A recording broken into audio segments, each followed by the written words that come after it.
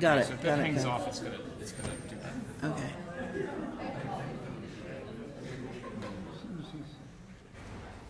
All right. What's so funny? Is there something funny on the screen that I? Okay. Well, it is a very great pleasure to welcome you to the first of Professor Amy Richland's Jerome Lectures, Dirty Words, the Selective Survival of Latin Erotica. As is traditional in Ann Arbor, there will be 4 lectures, the next one on Wednesday, then Friday of this week, and a week from today, all in this room at 4 p.m. As you can see, our subject today is how pederasty got lost. And now I'd like to say a few words about Thomas Spencer Jerome, who was born in Saginaw in 1864, the son of Lucy Peck and David Howell Jerome, who was governor of Michigan from 1881 to 1883. Jerome received his BA from the University of Michigan in 1884, studied law in Ann Arbor before going to Harvard to earn an MA in 1887. He returned to Michigan to practice law in Detroit with the aid of an extremely generous family allowance. He then met the industrialist, philanthropist, and art collector Charles Freer, with whom he traveled to Europe so he could pursue his own interest in Roman history while Freer was investing in his art collection. Freer's collection is the foundation of the art collection at the Smithsonian. While traveling in Italy, they were captivated by the island of Capri and purchased a villa there in 1900. At that point, Jerome decided to retire to the island and to continue to pursue his interest in Roman history, spending his days in the company of his housekeeper, Henrietta Rupp, reading, writing, and thinking about problems in Roman history, especially those connected with Capri, and especially those connected with Capri's former resident, the Emperor Tiberius. On Capri, he assembled a large research library, which he left to the American Academy in Rome and the University of Michigan. In 1908, Jerome had told Francis Kelsey that he wished to leave a trust fund for a lectureship in ancient history to be administered by the University of Michigan and the American Academy at Rome. After his death on April 12, 1914, Kelsey set up the Jerome Lectureship with the funds from the Jerome Endowment. Now, this year's lecturer is Distinguished Research Professor Emerita at UCLA, where she has taught since 2005, having previously been professor at USC in Lehigh. Throughout her career, Professor Richland has sought to recover the voices of outgroups in the Roman world: women, slaves, sexual minorities, indigenous peoples in the provinces, people who have left few records of themselves, and she has done so with remarkable success. She is the author or editor of 8 books, beginning with The Gardens of Priapus, Sexuality and Aggression in Roman Humor in 1983, a commentary on juvenile satire 6 in 1987, collections of essays, Pornography and Representation, and Feminist Theory in the Classics, 2 sets of translations, Plautus and the Mysterious Orient, which is a great subject, and Marcus Aurelius and Love. Most recently, she has published a collection of her essays on women's history, Arguments from Silence, Writing the History of Roman Women, with the University of Michigan Press in 2014. And most recently, she has written Slave Theater and the Roman Republic, Plautus and Popular Comedy, which was awarded the Goodwin Award for Merit by the Society for Classical Studies in 2018.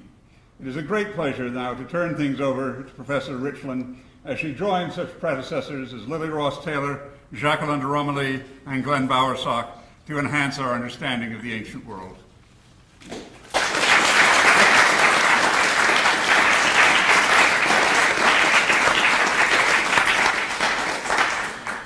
Thank you, David. It is a great honor to have been chosen by you to deliver the Jerome Lectures. I'm frankly awestruck to be walking in the footsteps of Lily Ross Taylor. The work I will be presenting here is less obviously perennial than her book, Voting Districts of the Roman Republic. Indeed, my presence here signifies a major change in perspective on the part of the Michigan Classics Department, and here I must confess that the title I've given to this series, Dirty Words, refers to that change. In 1978, as a recent PhD, I applied for a job here. My recently filed dissertation was titled Sexual Terms and Themes in Roman Satire and Related Genre, and was formed on the model of my teacher Jeffrey Henderson's 1975 book on obscene language in Aristophanes. It turned out to be hard for a woman who'd written a dissertation on that topic to find a job, and someone who knew someone in the Michigan department that winter very kindly passed on to me that when my name came up at the hiring meeting, Ted Buttrey said, "Oh, her, dirty words, next please." So I view this lecture series as a sort of poetic justice.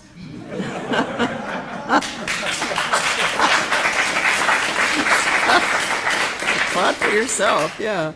I did offer the department some other topics, but this is the one we went with, so fasten your seatbelts.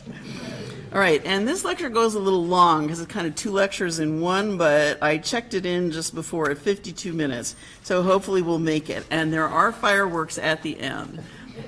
So I put Touchstone's paradoxical line that truest poetry is the most feigning at the top of the handout to point to the many ways in which, as we'll see, texts have a complicated relationship with the truth, with history, with what happened. The full title of the series, Dirty Words, The Selective Survival of Latin Erotica, itself embodies what it denotes, for, as you'll see, what I'll mainly be talking about is how Roman pederasty disappears from discourse, just as it's not present in my title, and for similar reasons. None of the history of ancient sexuality was present in the curriculum before the 1970s, but pederasty has been the most thoroughly effaced, at least for Rome. In 2013, I published a survey of writing the history of sexuality that began by postulating that a small window that opened in Christendom after World War I allowed that history to be publicly discussed. Right? And I also postulated that the window could close again at any time. And in a timely manner for these Jerome lectures, it seems to be closing now, as the list of banned books grows. So these lectures have a certain urgency. Of course, it is a big question. Do we need to know this material? How can we teach this material? Can't we just ignore ancient slavery? Alternatively, should we just ignore the Greeks and Romans? I cannot overemphasize what seems to me to be the political importance of full and honest circulation of knowledge. The phrase deeply rooted in history appears repeatedly in the Dobbs decision, and it behooves us as historians to make that history known. When teaching a Latin author like Catullus, I feel it is dishonest to skip his pederastic poems, though this has often been done. Poem 56, which we will look at in a minute, shows how important it is not to obfuscate the fact that Rome was a slave culture, and that that is a key structural element in Roman sexuality. The erasure of dirty words is a silence, and like they say, silence equals death. My interlocutor might then well argue that revoicing this material is a form of reactivating it. Caroline Schroeder, in her new book on children and late antique monasticism, and there's a talk bibliography is the first bibliography on your handout. There's like several.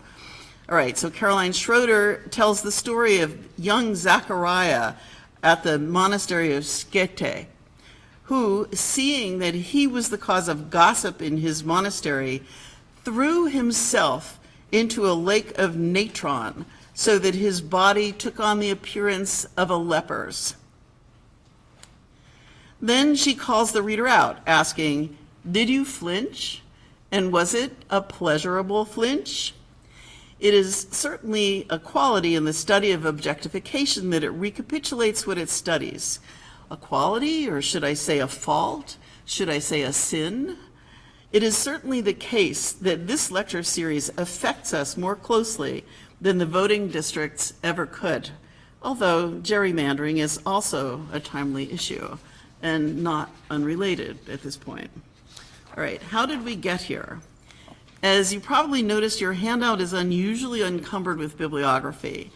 There's a bibliography for the talk itself, a normal bibliography that comes first, and then there's a short bibliography on the history of ancient sexuality. This one is arranged in an unusual way, chronologically, and grouped first into general works, then by special topic. The expansion of bibliography since 1975 has been vast. Of course, you'll notice favorites of yours that aren't here. I've just picked out what I need to tell a story, for I'm assuming that not everybody sitting in this room knows the history of this subfield. Well, let's see if this works. Yes. It begins in 1975 when Jeffrey Henderson, then a very young assistant professor at Yale, published The Immaculate Muse. As an Aristophanes scholar, he had gotten to be friends with K.J. Dover, who then was teaching at St. Andrews.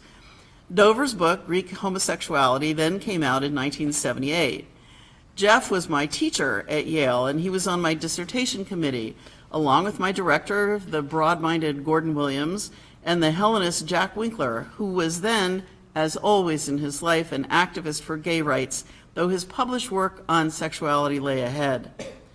John Boswell, also an activist, was across campus in the history department, and Tom Hubbard was 2 years behind me. I finished my dissertation in 1978, and the resulting book, The Garden of Priapus, came out in 1983 as I moved from job to job. In turn, after Jeff left Yale for Michigan and then Michigan for the University of Southern California, I followed him there in 1989. There I directed the dissertation of Mark Masterson, whose book Man to Man came out in 2014, with a new book, Between Byzantine Men, just out. The work that Jeff did was basically lexical but engaged with Freud. Mine was grounded in the Latin lexicon but looked in feminist theory and the theory of humor for explanations of why Roman jokes were so often about rape. With Dover, both of us defined the Greco-Roman sex-gender system as normatively androcentric and penetrative, targeting boys as well as women, and vilifying men who presented as womanish, sometimes called kinaidi, or kinaidoi in Greek and the Latin kinaidi, a loanword. Mark's work moved over to find the really non-normative sex in antiquity between male partners, both of whom self-identified as manly.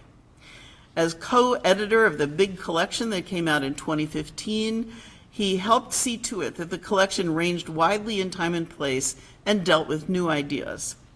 Jeff left USC for BU in 1991, and I left for UCLA in 2005, but I believe that the department's open-mindedness still drew Tom Sapsford there as a grad student, and his book, Performing the Kinaidos, is just out, moving the field another step farther. Meanwhile, I've continued publishing on the history of sexuality. I helped in the organization of Hallett and Skinner's 1997 collection, Roman Sexualities, and in 2006, under the patient editorship of Michigan's own David Potter, I took the Kinsey II expedition back to the Roman Empire to interview all kinds of people all over the empire. And this is a project that has now begun to be carried out by Tatiana Ivleva and Rob Collins in Un-Roman Sex, which is, I think, listed on the bibliography. In 2015, recanting my previously stated opinion that there was a lower limit to pederasty, I presented the evidence for the sexual use of child slaves. In 2017, I invented the term retrosexuality to denote the kind of self-conscious discourse we start to see in the 100 CE. I'm sorry, I'm focusing on myself here because these are all things I'm going to come back to in the lecture series. Rolling back the tape, though, you may well have noticed that another story was moving forward at the same time. Starting in the early 1960s at the École Supérieure des Hautes Études, Jean-Pierre Vernon, Marcel Detienne, and Nicole Laureau began to write an anthropology of Greek sexuality. Their work in turn influenced my colleague Julia Sissa, who was Nicole Laureau's student, along with Paige Dubois, who after a 1972 PhD in Comp Lit at Berkeley, began making regular visits to study in Paris while teaching at UCSD. In 1976, Michel Foucault, now at the Collège de France, published the first volume of what would be his last major work. La Volonté de Savoir was published in English in 1978 as The History of Sexuality, Volume 1, and caused an earthquake in many fields, in the social sciences as well as in the humanities. Not just in classics, although volumes 2 and 3 dealt respectively with what Foucault imagined to be Greece and Rome. It says, Managed Software Center quit unexpectedly.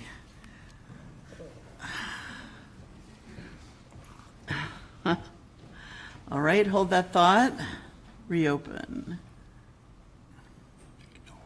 Ignore. Oh, okay. This is great. Where were we? Foucault made a major impact on those classicists who were already reading French theory and on the few who were brave enough to publish on same-sex male love after Dover. And you have to bear in mind, although I don't know how many people in this room are working on, same-sex love in antiquity at this point, but it took a lot of guts to publish on this topic all through this period. All right, anyway, foremost among these was Jack Winkler, who had moved to Stanford in 1979, where he befriended the young David Halperin, who's now your colleague here at Michigan. Halperin's dissertation on Theocritus was completed in 1980, and he then moved on to the topic that engages him to this day. In 1989, his book 100 Years of Homosexuality was published in a new series from Routledge, then well known for fostering cutting-edge theoretical approaches, at the same time as Jack Winkler's Constraints of Desire appeared in the same series. Jack and David, with Froma Zeitlin, co-edited the collection Before Sexuality in 1991, whose title clearly identifies it as following Foucault's argument that sexuality itself was an historical phenomenon and that sexual identities do not predate the 19th century. Craig Williams, who, like me, wrote his dissertation with Gordon Williams at Yale, published it as Roman Homosexuality in 1999, by then already having taken David Halperin as his mentor.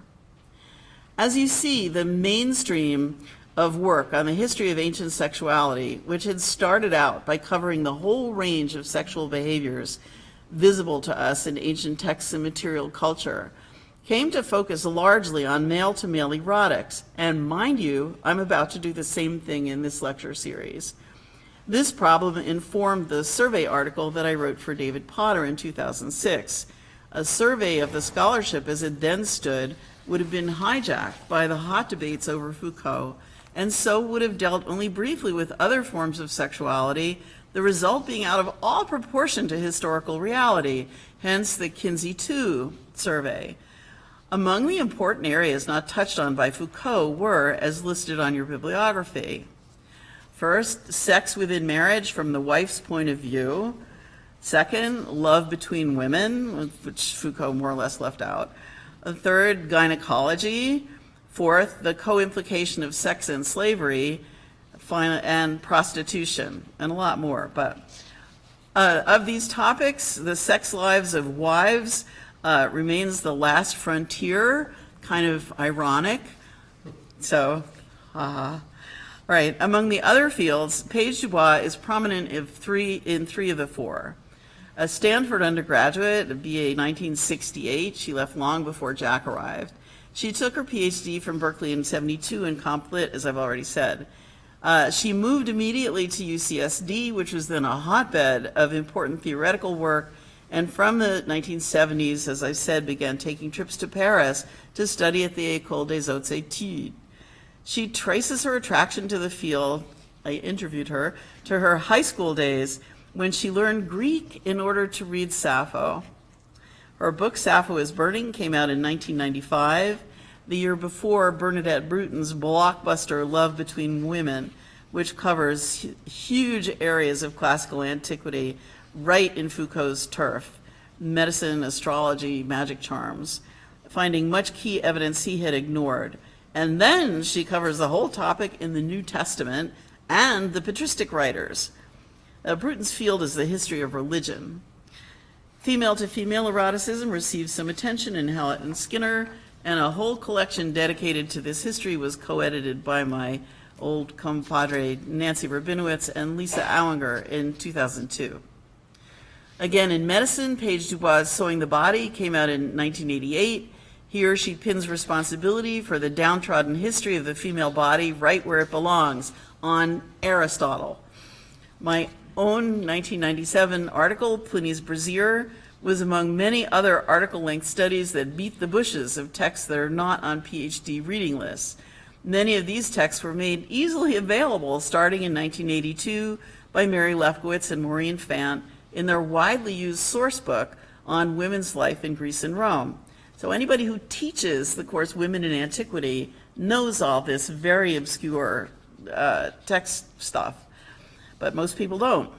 Rebecca Fleming in 2000 produced the authoritative book on Roman gynecology. Again, the decision in Dobbs shows how important it is to show both what women have been up against over the centuries and how they have taken control over their own bodies. This is what I tried to show in Pliny's Brazier, how the same text can bear witness to oppression and resistance. The co-implication of sex and slavery has been under-recognized insofar as classicists have generally resisted teaching and studying the ancient Mediterranean as a slave culture, and recognizing that this affected everything.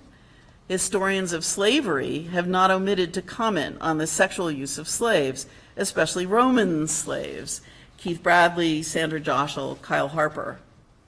Historians of Greek culture have been more reluctant to talk about the implications of slavery, especially in Athens, although of course your own Sarah Forsdyke has done a great deal to broaden out the scope of inquiry. Virginia Hunter's important 1994 book, Policing Athens, however, deals very forcefully with the sexual abuse of slaves in Athens, while again Paige Dubois picks up the inquiry in 2003 with Slaves and Other Objects. Besides devoting a lot of space to the sexual use of slaves, Paige Dubois lays out clearly the ways in which Hellenists have avoided seeing unwelcome truths. At the other end of our time span, Kyle Harper in 2011 published Slavery in the Late Roman World, which devotes several densely documented chapters to the sexual abuse of female slaves. He develops an argument first laid out by Sandra Joshel and Sheila Murnahan in 1998 that the free woman's honor depends on the dishonor of the slave. Both Hunter and Harper come from the margins of North American classics. Hunter, who did her PhD with Mabel Lang at Bryn Mawr, spent her career in the history department of York University. And Harper did his PhD in the Harvard History Department, where he studied with Michael McCormick, whose Origins of the European Economy demonstrated that the slave trade was continuous from antiquity through the Middle Ages to the Middle Passage. Harper, who is, however, is seriously committed to the University of Oklahoma, but while there has continued to publish outward-facing work on what happened with the rise of Christianity. In my own work on Roman comedy, starting in 2014, I worked to show how enslaved comedians joked about their lives, including the ways in which they were used for sex. And in new work, the most recent thought, actually it's not out yet, I described the fluid sexualities of cross-dressed slave actors in a piece which has my favorite title of anything I've written, Schrodinger's Pussy. So the standard work on ancient prostitution when I was writing my dissertation had been published in 1960. The Rise of the History of Sexuality produced a spate of new work on hetairai, for example, by James Davidson in Courtesans and Fish Cakes, or Laura McClure's work on Athenaeus. Tom McGinn put these studies on a solid legal and comparative historical grounding in two major studies, 1998 and 2004. Was he your student? Yeah, that's a Bruce Fryer student. while a collection co-edited by Alison Glazebrook and Madeline Henry in 2011 presents an overview of approaches many feminist. This necessarily brief and lacunose overview should illustrate one vital fact. Research in this field has taken place mostly outside of graduate departments in classics. The coincidence of scholars at Yale was a fluke. The only department where an interest in the field has stuck is USC, and now maybe at UCLA due to the co-presence of Sarah Beckman, Hannah Kulik-Baird, Ella Haselsvert, and Julia Sissa. And maybe at Toronto and Columbia as well. And correct me if I'm wrong. The topic is now diffused over the scholarly landscape, and very few graduate programs have somebody to teach seminars and direct theses in this field. Of the scholars in these PowerPoint slides, only Jeff Henderson has always been in a graduate program in classics, and he's just retired. Jack Winkler and John Boswell both taught in graduate programs briefly, but then both of them died of AIDS in the early 1990s. Of course, Michigan has had David Halperin himself since 2000 in the English department, am I right? Yeah. Craig Williams has been teaching at Illinois since 2013 after a long stint at Brooklyn College. And Rebecca Fleming has moved to Exeter from Cambridge. It seems possible that this field could die out of a lack of propagators. So leaving you with that somber thought, I now turn to the subject of these lectures, which you've all been waiting for. One of the great mysteries of the history of sexuality is how the Greco-Roman sex-gender system disappeared. This is a major historical watershed, and it really needs explaining, and people have tried, and I'm taking a whack. A system which manifested three normative genders, men, women, and boys, turned into the heterocentric system we know today. Since Michael McCormick demonstrated that slavery did not go away with the rise of Christianity, it seems obvious to associate this major historical watershed with Christianity itself. And this was the argument of Ramsay McMullen in a classic 1986 article. His Yale colleague John Boswell, however, eager to exculpate the church, because Boswell was an activist, a gay activist within the Catholic Church. He argued in 1980 that the change resulted from a shift to a society dominated by ideas predominantly rural rather than urban, a shift through which we now seem to be living again. More recently, Diane Elliott has returned focus to the church in a really excellent recent book. As an historian and a Latinist, I want to add my voice to this debate, well though I know the field's track record of overemphasis on male-to-male love, and shaky as my standing may be, as a scholar, neither male nor queer. I stand on my record as an historian committed to outgroups and muted groups. There is no more totally muted group than the boys objectified in this discourse, while their lovers are now necessarily silent. So now let us turn to a rapid overview of places where pederasty surfaces in Latin literature, from the comic playwright Plautus in central Italy around 200 BCE to the epigrammatist Luxorius in Vandal Africa in the mid-500 CE. Things changed, and now we're going to go fast. All right, I put the translations in the PowerPoint because if I had put them on the handout would have been even longer.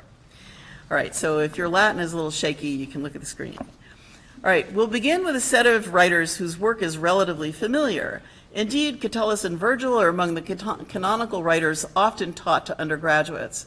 Plautus, however, is familiar only in patches, so that students don't usually get a clear sense of common themes in the plays. It is well known that slaves are major characters, but probably less well known that male slaves on stage are often teased by their owners or by fellow slaves for being used for sex by their owners.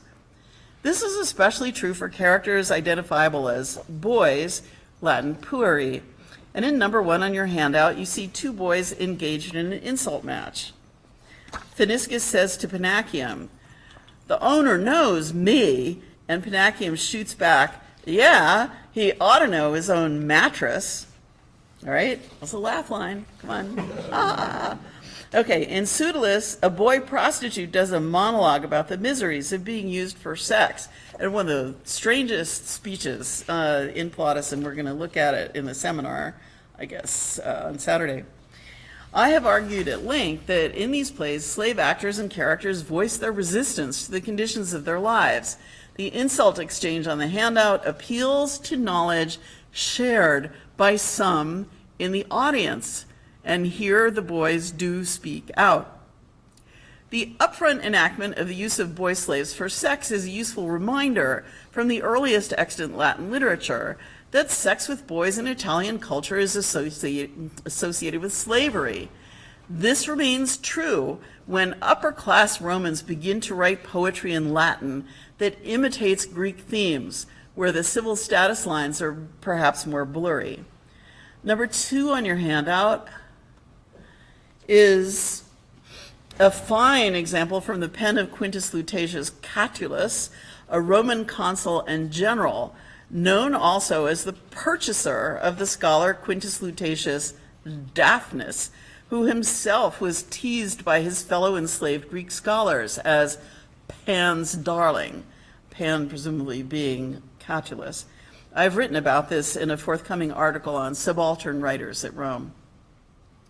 Catulus, in this epigram, adapts a famous epigram of Callimachus. As Edward Courtney observes quite freely, he's adapted it quite freely for Catulus, has much expanded the conceit of the animus, the soul, as a runaway slave. My spirit has run away from me. I think, as usual, it's arrived at Theotimus. So it is. It has asylum there. It's not like I hadn't forbidden him to let that fugitive in, but told him to cast it out instead. We'll go hunt it down, but we ourselves might get caught. I fear that. What do I do? Venus, please advise. As you'll note on the handout, though it was written around 100 BCE, this epigram was preserved only in the 100 CE by Aulus Gellius, whom we'll meet again soon. And Catulus, as a poet, figures in the Apologia of Apuleius, Gellius's contemporary. So here we have this little scrap, which already looks so artificial. Catulus in love? And yet, think of Lutatius Daphnis, whose high purchase price we know, and whose slave name marks him as beautiful.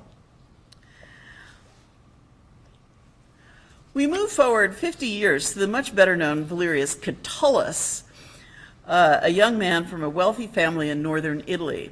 Students nowadays often read his love poetry, and maybe, along with the kiss poems Catullus wrote to his female beloved, they read the very similar poem he wrote to a boy he calls Juventius. That's number 3 on your handout. Your honeyed eyes, Juventius, if anyone would let me kiss them again and again, I would kiss them again 300,000 times. No, never would I look to be getting full, not if thicker than the dry weed in the field were the thicket of our kissing. So I did all the translations on here except for one by Danuta Schanzer, and I must say, I think that this one does the Catullus poem justice. That's a good poem. I doubt, however, if they are often assigned to read this little poem, number 4 on your handout. I guess trigger warning is necessary here. This concerns a rape.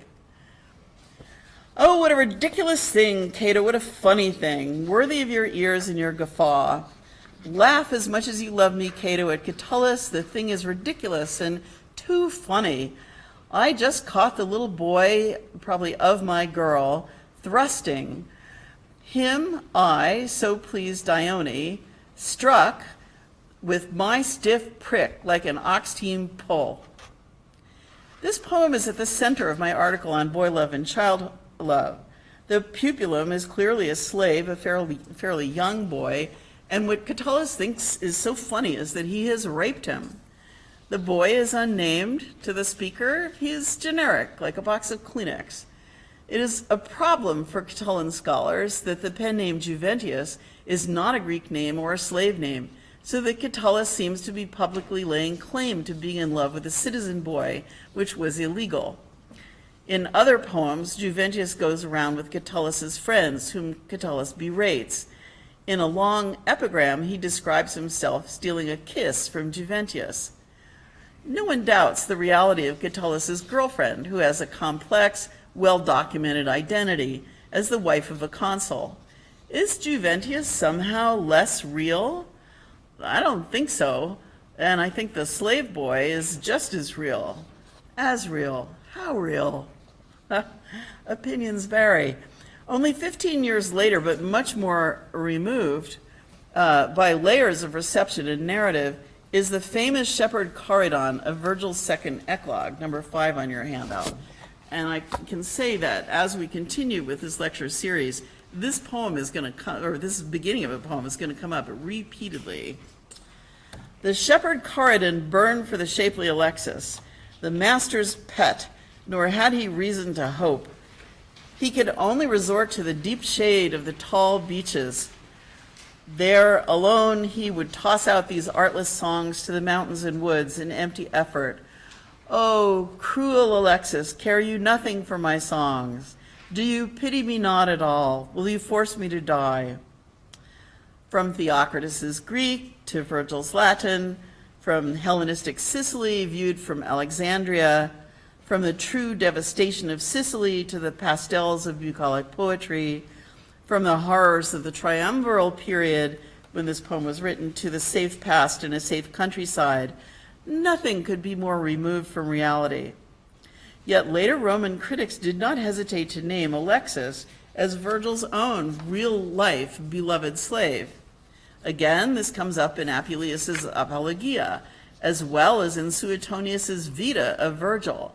And he says that, indeed, he says that Alexis was a gift to Virgil from Asinius Pollio, who we'll come across later, and as well as another slave boy of whom Suetonius says both of them not uneducated, and Cebes, the second boy, was indeed a poet.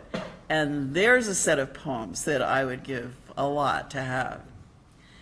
The expression of such love in bucolic poetry, though, is a prime example of what I have called the toile effect in ancient poetry, in which slave life is prettified for decorative ends. Matthew Lee has written forcefully about what underlies the eclogues. Virgil's readers had good reason not to look for it. Adding another layer of unreality, Virgil himself is a prime example of what happens to texts once they are taught in school and widely read enough to make other poets feel belated. The Flavian and Antonine periods probably contribute the largest number of pages of pederastic poetry in Latin, but they also offer us a fine demonstration of what I've called retrosexuality, poetry that explicitly identifies itself with past expressions of the same ideas, so that whatever sexual reality underlies the text amounts to a kind of cosplay. Passing over the the voluminous Martial, whose emulation of Catullus is told on his first page, I turn to Exhibit A of retrosexuality. This is number 6 on your handout. A lot of text here. A letter by the younger Pliny in which he tells a friend of the circumstances that have led him to write hendecasyllabic verse, just like Catullus. He's so proud of himself. Now, Pliny is a kind of an endearing writer, but very fatuous, and this shows up here. All right. First of all, the stage is set. All right, stage is set. We're on Pliny's country estate. He is being read to, that is, by a slave reader. Okay, that's implicit in this text. He doesn't spell it out, but remember the reader. In the book, there is an epigram that Cicero supposedly wrote to his slave secretary, Tiro. Then Pliny goes on to take his siesta, and in this primal location for erotica, it's noon, it's summer, very Ovidian, he writes a little poem of his own. Not yet in hendecasyllables, but weirdly in the meter of epic. He tells about how he read the book, Erasing the Slave Reader, and found Cicero's poem, and how the poem tells how Tiro promised Cicero some kisses, but stole them from Cicero in the night. Why then, says Pliny, should he not tell about his experiences with a sort of generic Tiro? The erotic, as you see, is removed from reality by layers of literary distancing. Does Pliny, in fact, have a Tiro? Is there a Tiro there? The same effect can be seen in my own beloved text, the letter book, containing letters between the young Marcus Aurelius, who's about 18 years old in this letter, and his teacher, the orator Cornelius Fronto, who's about 45. So here you're going to see a boy speaking, finally. Fronto has just sent Marcus a pastiche he has written in Greek of the Erotikos Logos of Lysias in Plato's Phaedrus, one of the most commonly taught texts in the Roman curriculum in this period. In that text, he very clearly identifies Marcus, so this is Fronto's text. He identifies Marcus with Phaedrus and himself with the speaker of the Logos. Marcus's letter in reply, which is what you see on the screen, bubbles over with enthusiastic adoration of his teacher, including the thought-provoking line, number 7 on your handout, "But this I'll personally swear to, no fear. If that Phaedrus guy of yours, Istophider, ever really existed, if he was ever away from Socrates, Socrates didn't burn more with desire for Phaedrus than I've burned during these days." Did I say days? I mean months, for the sight of you. This artless oath obviously draws on the standard tropes of love poetry, burning, the drawing out of time spent apart. But with a very typical originality, Marcus has adroitly flipped the roles so that now Fronto, again then in his 40s, is the eromenos, and the status of Phaedrus as a literary construct is here made explicit. The whole letter collection shows the two of them, but especially the beautiful and beloved Marcus, playing with the tools that love poetry has given them. It didn't end well, but it is, I believe, a place where, for once, the boy has a voice of his own and tells the addressee what makes him love his lover. And you can see, obviously, what enables this. Marcus Aurelius is the future emperor. He can do whatever he wants to. Fronto's acquaintance with Aulus Gellius we have encountered before. Fronto's acquaintance, Aulus Gellius, we have encountered before as preserver of an epigram of Catullus. In a nearby chapter of the Attic Nights, Gellius retails a much longer poem, presenting it as an expansion of a kiss poem he attributes to Plato. This is a very famous poem. This is number 8 on your handout. My translation. "While with half-wide open kiss I kiss my laddie, and I take the sweet flower of his breath from the open streamway. My soul, lovesick and wounded, has run to my lips, and into the crossable gape of my mouth, and the soft lips of my boy, burrowing a cross passage for her journey, she struggles to leap across. Then, if there'd been some tiny bit more lingering in this kiss hookup, propelled by the fire of love, she'd have crossed, so she might leave me, and an outright miraculous thing, so I'd become dead to myself and to my boy, and inside him alive." The resemblance to Catullus's poem is, of course, obvious. Experts on the period believe this poem to be the work of Apuleius himself. Noticeably here, the emphasis has shifted from the soul as runaway slave to the sensual delights of this open-mouthed kiss. Recall Touchstone's paradox: the truest poetry is the most feigning. In the Apologia, not only does Apuleius defend himself on the charges of having written pederastic poems by saying, well, it's only poetry, he also appeals to the real history of the loves of Plato, Virgil, and others, or the real history. We're on much shakier ground 100 years later in Carthage when we come to the poet whom Ramsay MacMullen cited as the last pederastic poet, Nemesianus. This is number 9 on your handout, not on the reading list. In writing bucolic poetry, he obviously follows Virgil. Lycidas and Mopsus too, in the shade of a poplar, shepherds, both trained in the reed pipes and in verse, nor playing an everyday tune, were singing each to his own love. Indeed, for Mopsus Meroe, for Lycidas the long-haired Iolaus, was the flame, and equal madness from different sexes forced them to run in trembling all over the woods. This duel is reminiscent of arguments in contemporary Greek novels about which is better, the love of boys or the love of women. How coy is this convention? The 270s CE give us little to go on. Certainly Christianity is now in the wind, widespread. Thomas Hubbard suggested that the split in this poem between one shepherd who loves a girl, the other who loves a boy, may be due to increased gender binarism in this period. Maybe? By the time we get to Ausonius in the late 300s CE, however, there's no doubt that Christianity is established. And in his poetry, lover of Catullus though he is, we find two strategies that come to characterize the appearance of the pederasty in late ancient poetry: invective and intertextuality. Now, he also uses watering down, but I don't have time to show that here. His epigrams are often fairly explicit, so the wording of this one is not unusual for him. This is number 10 on your handout. Pythagoras, son of Euphorbus, you who restore to life the seeds of things and give reborn souls to new bodies. Tell us, what will Marcus be now met with his final fate, should he return again to life above ground? Which Marcus? The one they used to call the pederastic polecat, the one who corrupted the whole of the boyish kind, ditch digger of backward Venus by the back door wound, what the poet Lucilius called, the text is vexed here, and Pythagoras answers, not a bull, not a mule will he be, nor a camel either, not a goat or a ram, but a dung beetle he'll be. Okay, and the Pythagoreans believed in the transmigration of souls, just to clarify. Boy, so a dung beetle, pretty Aristophanic.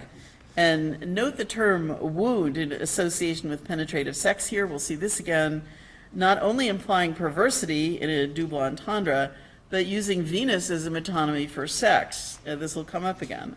And the image of the polecat and the ditch, borrowed respectively from Plautus, where it's applied to a man who goes after young girls, and juvenile, where it's applied to Canidae. And this will come up again in a horrible way in the 6th lecture in Rome. Pretty explicit, but also pejorative. Thus, in praising the beauty of young men, Ausonius stays short of eroticizing them for himself, although there are some retrosexual examples listed on the handout. Famously, however, Ausonius eroticized his relationship with his former student, Paulinus, later known as Paulinus of Nola. Towards the end of his long life, Ausonius wrote Paulinus a series of letters begging him for a visit. And in these letters, he marshals all his enormous library of erotic poetry in order to express his fervent desire to see Paulinus. He makes few references to Paulinus as a boy. Instead, Ausonius plays with gender, sometimes figuring Paulinus as the woman addressed in Ovid's Ars Amatoria, and here, at the end of the last letter, figuring himself as the yearning woman at the center of Virgil's 8th eclogue. In number 11 on your handout, he imagines a messenger announcing Paulinus's progress, traveling back from Spain to Ausonius's door. Behold, your Paulinus is here. Now he's leaving the snowy towns of the Iberians. Now he's reached, and then there's like a travelogue. And passing his own door by, now he knocks at yours. It's like the monkey's paw, like the little Halloween gesture. All right, now he knocks at yours, and then the poet's voice speaks again. Can we believe this, or do lovers make up dreams for themselves?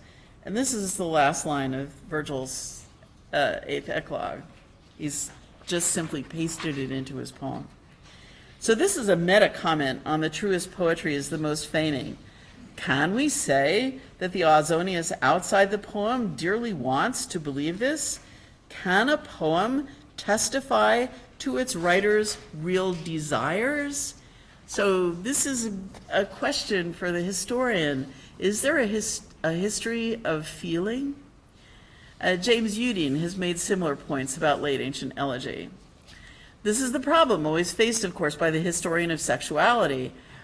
People very rarely record their sex lives, and when they do, they're lying, right? I mean, that's what people do. Anyway, even if historians were to believe first-person testimony, which, historians kind of have gotten over, we are left with which shows up in discourse, public text, as a sign of what the audience might enjoy or would allow. And this becomes a huge problem as Christianity comes to dominate discourse. We turn now to the problem of what was sayable for writers who were themselves clergy. And we're approaching the end of the fireworks display here, and I'm going to speed up a little bit because I'm skating over some thin ice in the next argument. So all the late antiquity people, listen up, because you can pick on me in the Q&A. All right. I'll begin with a leap ahead to 507 CE and the Bishop of Vitus of Vienne, who has some things to say about what is sayable, and this is number 12A on your handout. And this is Danuta Schanzer's translation, so it's not as close to the Latin as my translations try to be. I mean, not that I blame her, I'm grateful.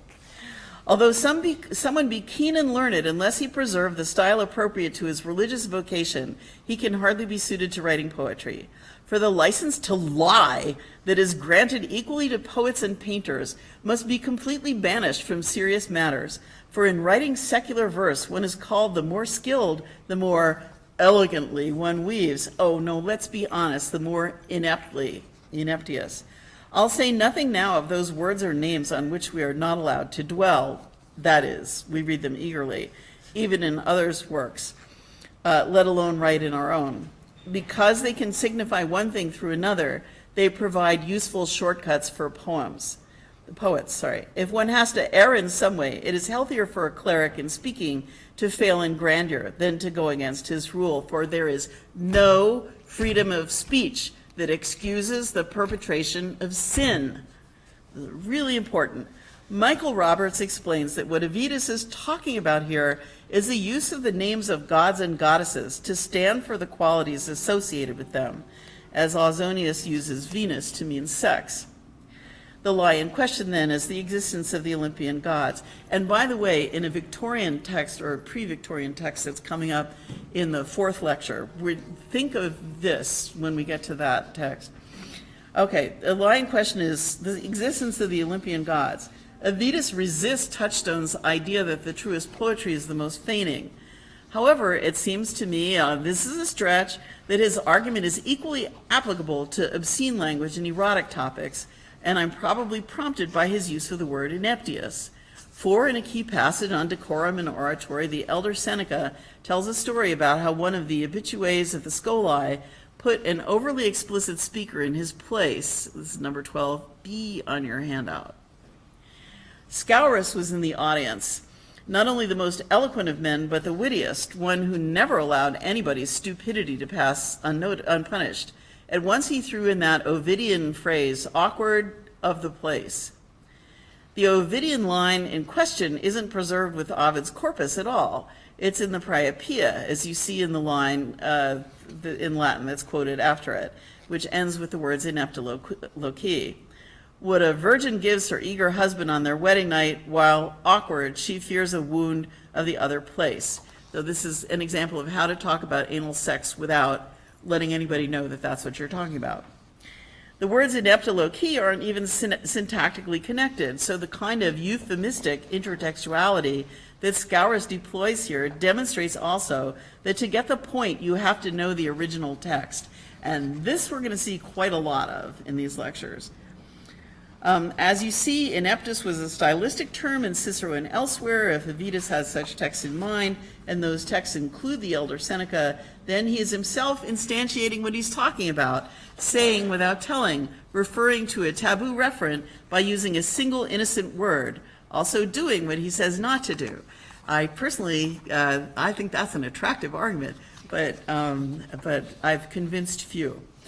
Right, this pretty much sums up what happens between the time of Ausonius and the time of Avitus, who served not the emperor, but the Burgundian kings.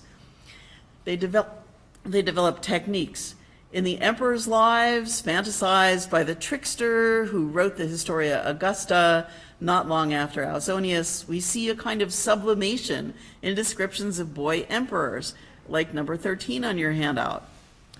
The boy was the most beautiful of all, rather tall, with blonde hair and black eyes, and a long nose. His chin was formed entirely beautifully, his mouth ready for a kiss, it's literal, ad oscula parato. He was naturally strong, but somewhat dainty, delicateur, by training. When he first put on the scarlet and purple uniform and the other insignia of military command, he sparkled as if he had come from the starry heavens, so that he was loved by all on account of his loveliness. Well, the kiss is nonspecific, but the boy is certainly a pin-up here. Or we see a kind of decoupage, as in Macrobius's Saturnalia, just a bit later.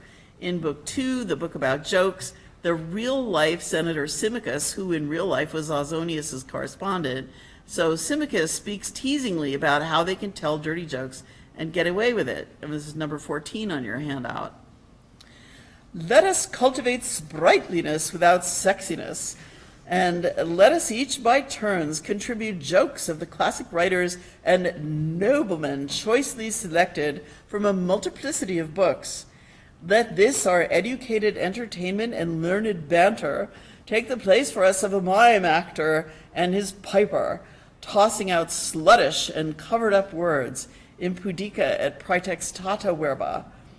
This topic, after all, seemed worthy of care and study to the classic writers of Veteribus, big word in Macrobius, and he instances Plautus and Cicero. If you quote, you're not responsible. What makes this speech funnier is that the host of this symposium is named Praetextatus, while what Symmachus clearly implies it to be dirty words are covered up words, praetextata verba. The phrase here again instantiating what it denotes. Although I wonder if schoolboy words might not be a better translation for praetextata. Michael Roberts famously compared the reuse of earlier texts in late antique poetry with spoliation, the practice whereby early chunks of architectural ornament, sometimes inscribed, were reused as building blocks in later structures, heedless of their meaning, even their orientation in their original location. Yet I don't think that's true of Ausonius's use of Ovid, for example, and I wonder if it's true of Macrobius's quotation in full of number 8 on your handout, that Apuleius When I Kiss My Laddie poem, not long after Symmachus's interjection. That poem just pasted in there. Ausonius's invective takes on a new shade in the tirades of Salvian. Okay, here come the big fireworks, okay. And here, just a generation later, we are on different ground, for Salvian left his life as a wealthy landowner to join a pioneering monastic settlement on the island of Lérins in the south of France. Danuta Schanzer correctly describes the invective in Salvian's De Gubernatione Dei as a drink from a fire hose, as you see borne out in number 15 on your handout. Okay. Certainly such was the way of thinking of the Romans long since, that it was considered more a virtue than a vice, and that those men believed themselves to have more manly courage, especially when they had broken men by the offense of womanish usage. Whence also this came about, that as dealers in boys once followed the armies, these were the bonuses allotted for missions well accomplished, so that because they were war heroes, they should turn men into women unspeakable.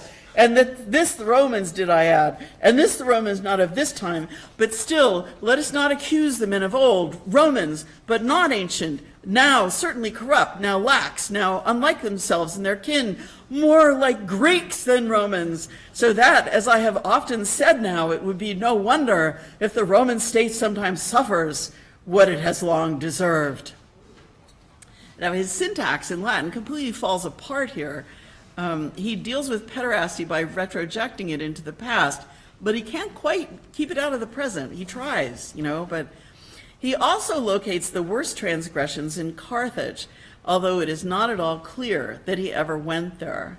Certainly the poetry of Luxorius, writing a lifetime later in Vandal Carthage, is often quite obscene, but he too deals with pederasty by displacing it, as you see in number 16 on your handout, the beginning of a little poem about a royal eunuch. Pretty with his ruddy hair and his rosy locks, the youth, The royal eunuch wears a scarf to veil his head. This little poem is in a meter that is also marked as Oriental, Anacreontics. Let's see. And I'll just read it in Latin so you can hear.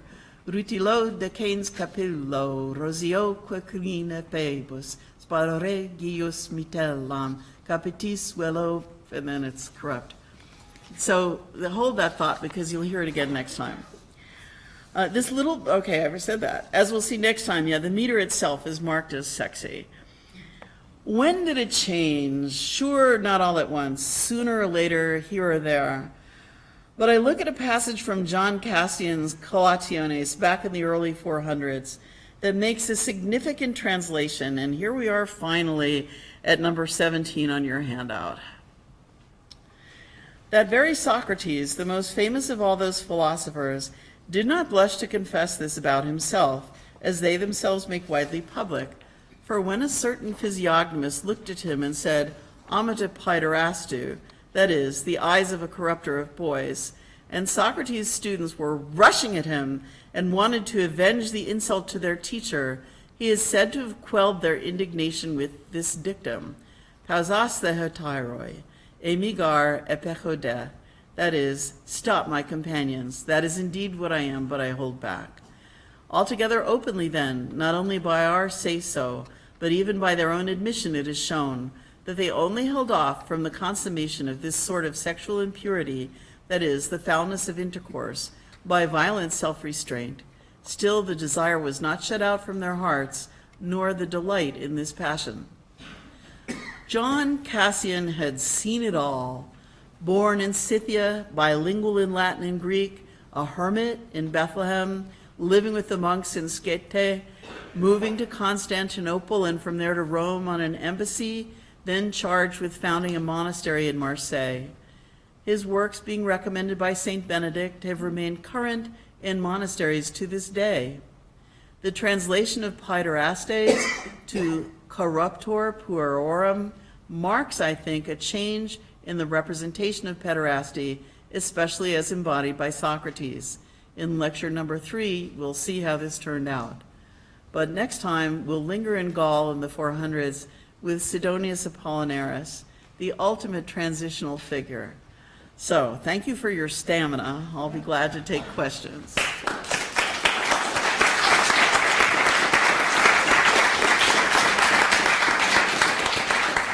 Okay, thank you very much for that remarkable, wide-ranging tour. Other questions?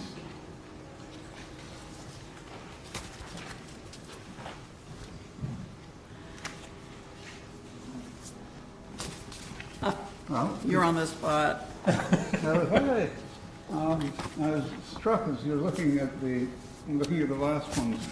Again, the notion of ideology and reality of behavior.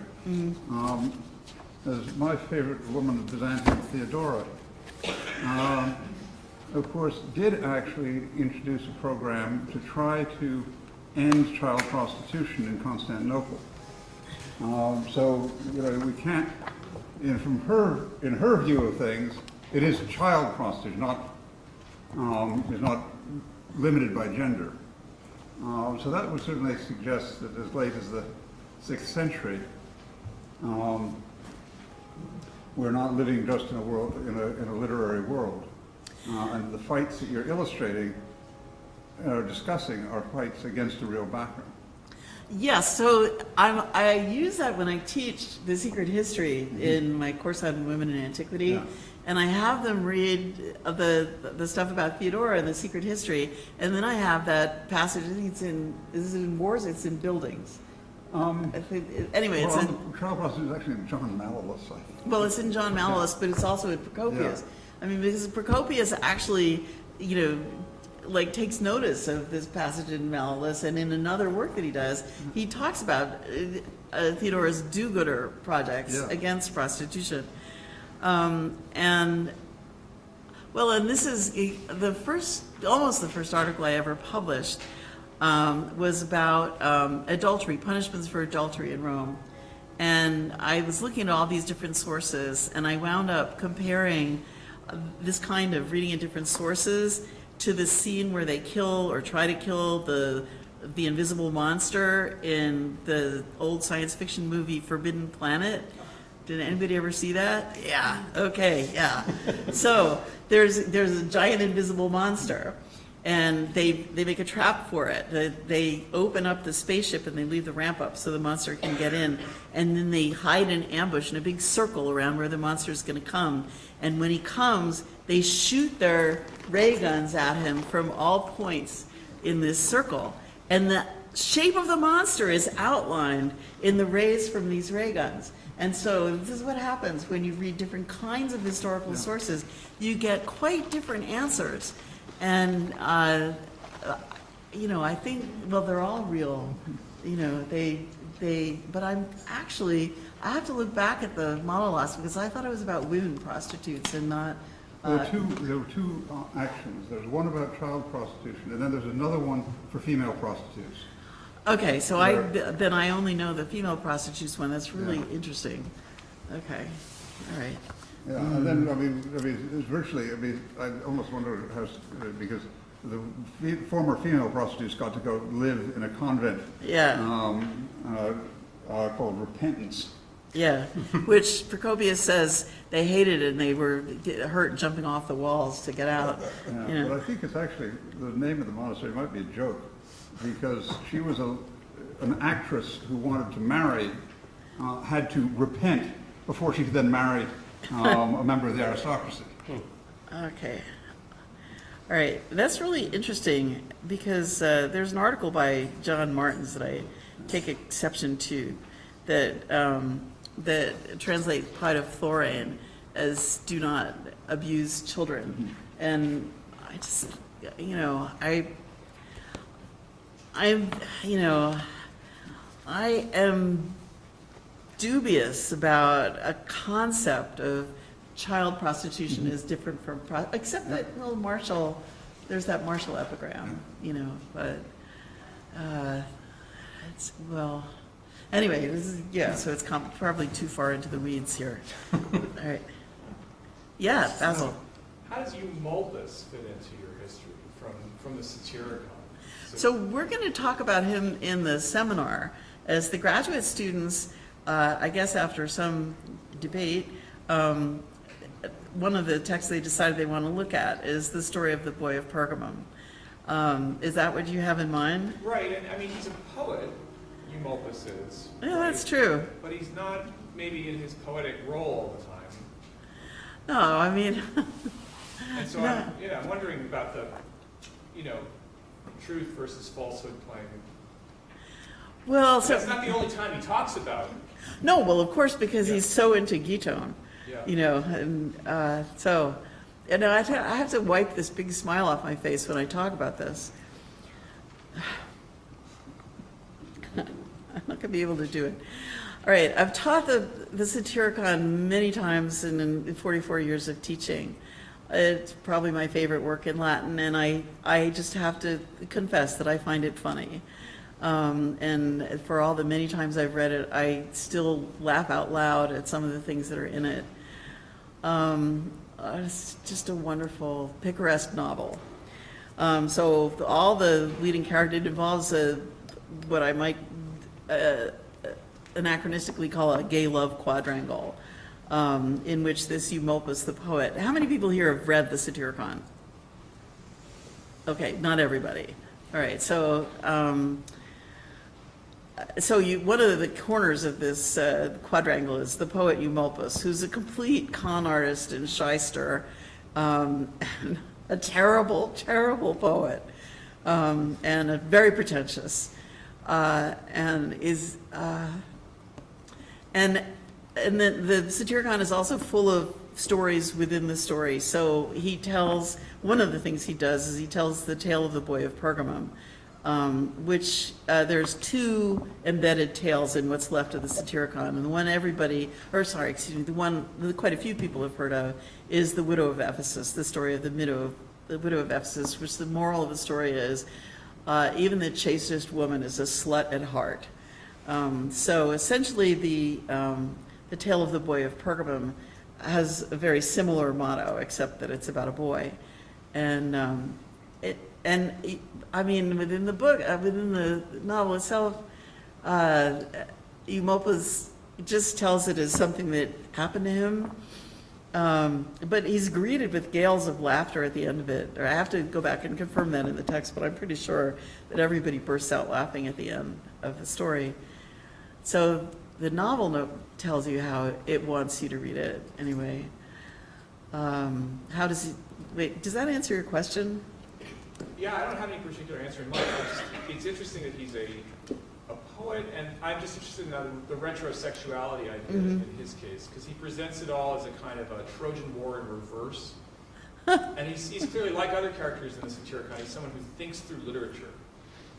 Oh, well, and so I wrote an article about Sex in the Satyricon with the subhead, is Outlaws in Literature Land. I know that article. That's Yeah. Yes, but I've cited it many times. But I wonder if this is a different. I just wonder if there's something. Oh, God, if it's in quotation marks. Well, it's so if you don't know the Satyricon, it is an example of what this little embedded story is an example of what's called a Milesian tale, which also informs Apuleius's novel The Golden Ass. And these are like jokes. They are apocryphal, they circulate around, and a great example in Apuleius is the famous story of Cupid and Psyche, which is an embedded narrative, a tale told by an old woman, very classic, a granny's tale. And Lucian, the same, they very often use, in a meta way, they put things into their writing that they're upfront about. This is an old story, I'm going to retell it. And, this Tale of the Boy of Pergamum, I mean, sure, well, I'll tell you, it's funny in exactly the same way the opening of the Satyricon, or the opening of the Satyricon, is funny in that what's left of the Satyricon, by an amazing chance of history, because it's fragmentary, opens with a tirade by the main character, Encolpius, against the corruption of modern oratory and the terrible, terrible corruption of style. And it reads just like many other serious denunciations of bad style. But if you know who Encolpius is, it's just so funny because he's got to know who to compare him to, and the literature anybody would know. He's just he's a law student. No, he's a very, very, very degenerate law student.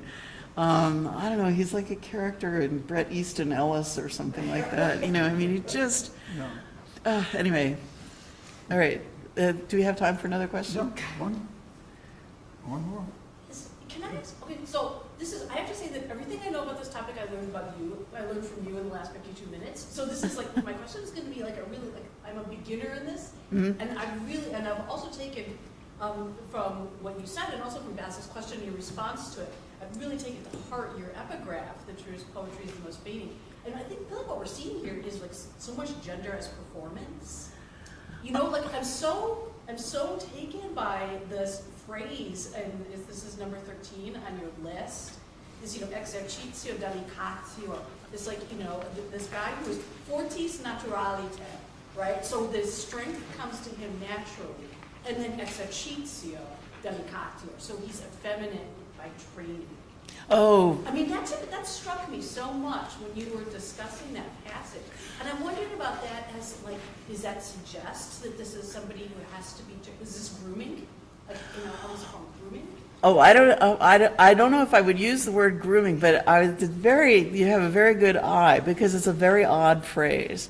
And I would have to look and see if it's paralleled anywhere. The Ha writer is a wonderful trickster writer.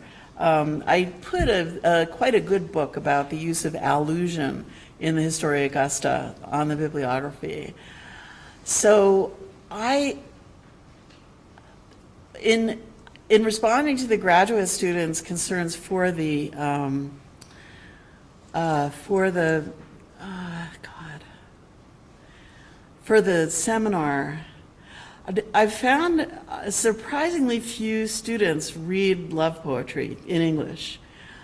And when I think about, the question that you're asking about this relationship, I sent them, what did I send them? I sent Delmore Schwartz for Rhoda and Time is the Fire in Which We Burn. And I sent, what else did I send? A.E. Housman in Wenlock Edge, The Woods in Trouble. And another, I can't remember, but what I can I can say by heart is when I didn't send them Wallace Stevens, Peter Quince at the Clavier. It has a stanza. Beauty is momentary in the mind, the fitful tracing of a portal, but in the flesh it is immortal. And I think that when you read poetry in Latin, you have to also think about the poetry in your own language that has meant a lot to you. And if you don't read poetry, think of the songs that you have obsessively put on replay when you're in love. I think of Joan Armatrading, Dry Land, or Warren Zevon, Reconsider Me, But that's really genuine. For me, the music is just like, that's all the feels. Whereas this is gender as performance. Just naturally strong, delicate by trade. all right, gender is performance, but what is rock and roll? And, Freud said that when you're in love, it's not the other person. It has to do with your projection of yourself against what you think the other person is. So that I think that feeling is, I don't think you can separate these things out. And even though there is, all this plentiful evidence for construction all over this, one of the things I should add that doesn't generally get discussed is that all of these lyric poems were set to music, and that's just lost. And what I use as an example when talking about Fronto is Unchained Melody. And there's, on YouTube, you can watch Bobby, last name, sing, of the Righteous Brothers, sing Unchained Melody. And there's this melismatic, cadenza in there, and you can hear all the girls in the audience screaming, And when I was writing that stuff about Fronto, I must have watched that video, like 80 times, and I was thinking about it. And so this is, and we'll see this in the Middle Ages, where there actually is evidence of this stuff being set to music and passed around. And, so that also I think we should remember. But I don't know. No, thank you. That's a great answer. Oh, all right. I mean, I don't think that, constructiveness or training is the end of inquiry. I think it's a yes and. Yeah, so that's what I think. Okay. Well, on that note, if we could thank Professor Richland, and there is a reception awaiting us outside. And please remember, the next lecture is at this time on Wednesday.